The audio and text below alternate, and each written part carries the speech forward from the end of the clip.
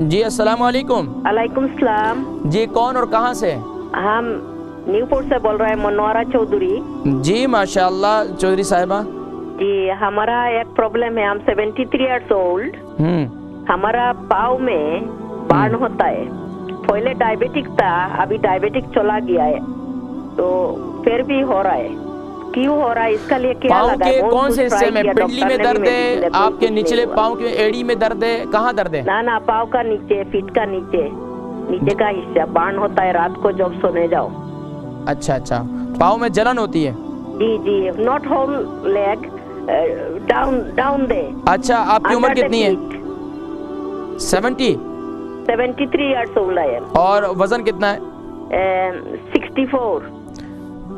ठीक है, आप प्रोग्राम देखें, मैं जिक्र करता हूँ। न्यू बेड से हमारी बहन एक चौधरी साहिबा थी, फरमाने लगी कि इनके पाँव में दर्द और जलन काफ़ी रहती है, और अब इसके लिए कुछ बतलाएं। देखिए, पाँव में जलन भी गर्मी की अलामत है। हमारे अक्सर लोग क्या करते हैं, जिन रात को सोते हैं रज़ाई के अंदर जो है पाँव नहीं रख सकते, उनके पाँव में काफ़ी जलन रहती है और पाँव में दर्द भी रहता है। इसका बेहतरीन तरीक़ा ये है कि एक तो ये है, पाँव में जलन ये इस बात की अलामत है कि आपको कब्ज़ है।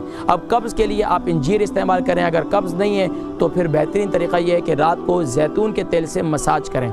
सिर्फ जैतून के तेल से आप मसाज करें, ऑर्गेनिक जैतून का तेल ले लें, उससे मसाज करें, मसाज करके आप सो जाएं और इंशाअल्लाह वल अज़ीज़ ये कंटिन्यूसली इस्तेमाल करें, इस यकीन के साथ कि अल्लाह ने फ़ी शजरती मुबारक कुरान करीम में फ़रमाया और अल्लाह ने इसकी कसम भी खाई है। इसको इस्तेमाल करें और इंजीर को रात को उसको गीला कर लें, सुबह उठकर उसका पानी इस्तेमाल करें।